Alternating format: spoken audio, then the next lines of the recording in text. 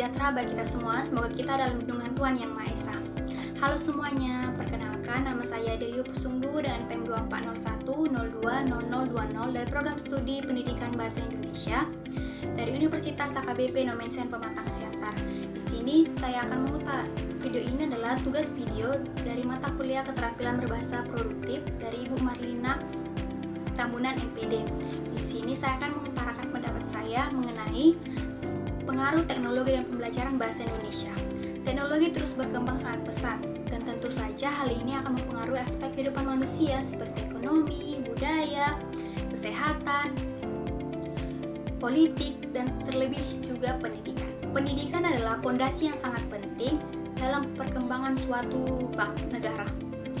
Nah, di era kemajuan teknologi semakin pesat di dunia pendidikan, ada salah satu bidang yang mengalami dampaknya, yaitu pembelajaran bahasa Indonesia. Dengan kemajuan teknologi saat ini, proses belajar mengajar tidak sekedar hanya ruangan kelas dan buku pelajaran saja. Kini, guru dan siswa-siswi dapat menunjang pembelajaran dengan mencari referensi melalui platform digital atau perangkat lainnya. Hal ini akan menjadikan pembelajaran itu agar lebih menarik dan efisien. Ada pengaruh positif dari kemajuan teknologi dalam pembelajaran bahasa Indonesia yang terlihat, yaitu proses adalah sumber belajar. Kini sumber belajar siswa-siswi dapat diakses melalui digital. Contohnya seperti mencari buku, artikel, atau metode pembelajaran, dan juga soal-soal latihan. Hal ini membantu siswa-siswi untuk lebih cepat mendapatkan informasi.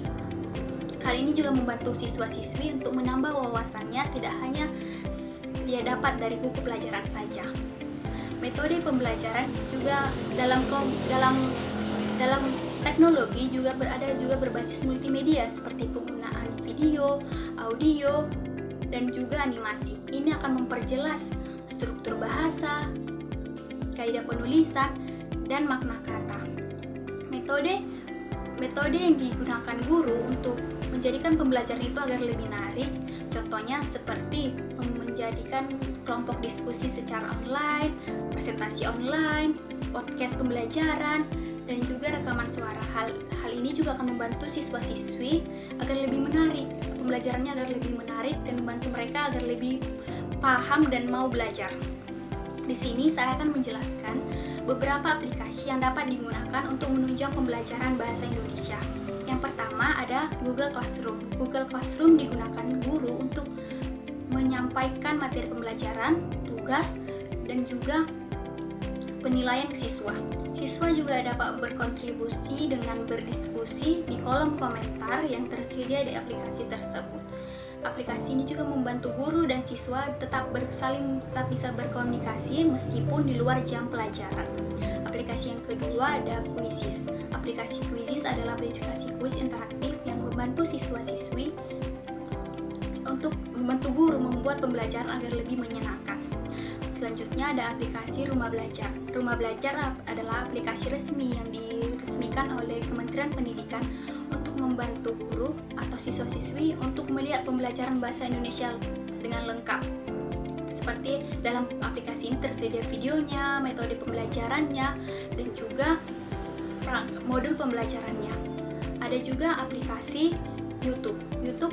Di dalam YouTube banyak konten-konten edukatif yang membantu siswa-siswi seperti cara membuat puisi, pidato, dan membantu mereka membuat teknik penulisan agar lebih menarik.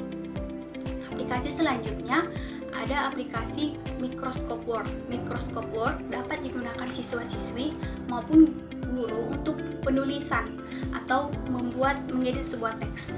Aplikasi selanjutnya adalah Kamus Besar Bahasa Indonesia. Aplikasi ini dapat digunakan siswa untuk mencari arti kata, sinonim, antonim, dan juga penggunaan kata pada kalimat.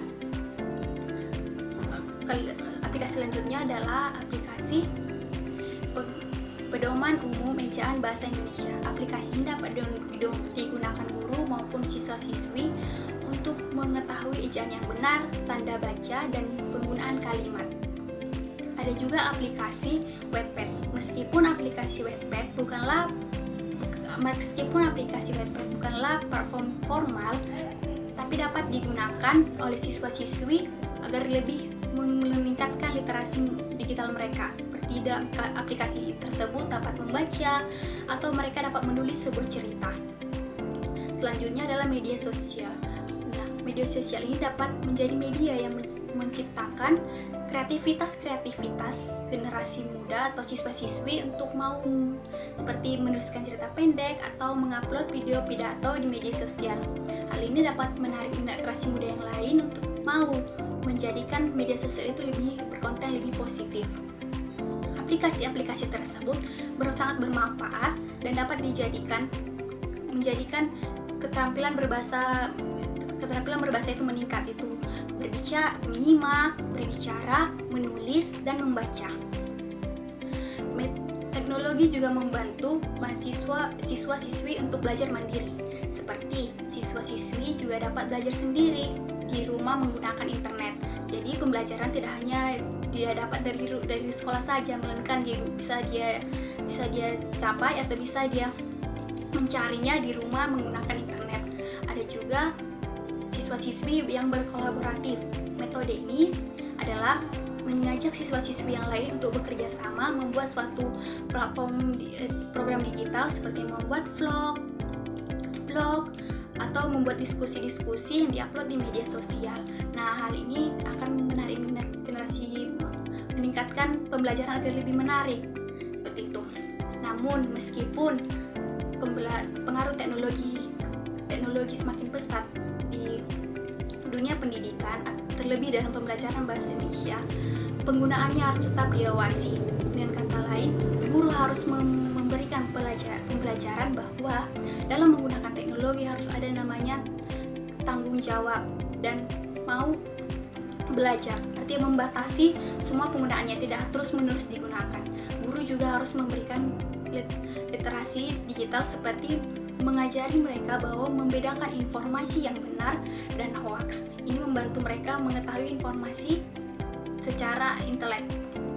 Ada juga, guru juga membantu mereka mengajari atau lebih memotivasi siswa-siswi untuk menulis atau berbicara di media sosial itu dengan sopan santun. Tidak terlebih, orang tua juga harus ikut serta dalam membantu atau mengawasi siswa-siswi dalam mempergunakan media sosial atau media digital yang digunakan. Harus diawasi dan tetap dibatasi. Kesimpulan yang bisa saya sampaikan dalam pengaruh teknologi dalam metode pendidikan ini adalah teknologi memang memberikan pengaruh yang sangat besar, tetapi penggunaannya harus tepat dan harus bertanggung jawab. Dengan adanya metode pendidikan berbasis teknologi membantu metode pembelajaran yang banyak dengan memotivasi siswa-siswi dan juga adanya penambahan wawasan dalam keterampilan berbahasa. Hal ini akan membantu siswa-siswi untuk pemahamannya lebih meningkat tentang keterampilan berbahasa. Namun perlu digarisbawahi bahwa penggunaannya harus tetap diawasi karena penggunaan dalam aplikasi digital secara berlebihan akan memberikan dampak yang buruk. Namun jika diawasi, dibimbing dan terus dimotivasi, pasti penggunaannya akan terus menjadi lebih baik dan tidak ada faktor-faktor negatif dari luar. Semoga dengan adanya teknologi ini dapat meningkatkan pembelajaran di Indonesia, terutama dalam pendidikan, lebih meningkat dan terus berinovasi agar terus memberikan peningkatan yang lebih meningkat lagi di dunia pendidikan. Mungkin ini saja yang bisa saya sampaikan. Jika ada yang memberikan pendapatnya atau pertanyaannya tentang pernyataan saya tentang pengaruh teknologi dalam dunia pendidikan, terutama dalam pembelajaran bahasa Indonesia, bisa meninggalkan di kolom komentar yaitu pendapatnya. Dan jika saya memberikan pengucapan kata salah dan masih kurang, saya mohon maaf. Terima kasih atas semuanya. Terima kasih atas dukungannya. Semoga kita dalam lindungan Tuhan Yang Maha Esa. Terima kasih. kasih semuanya.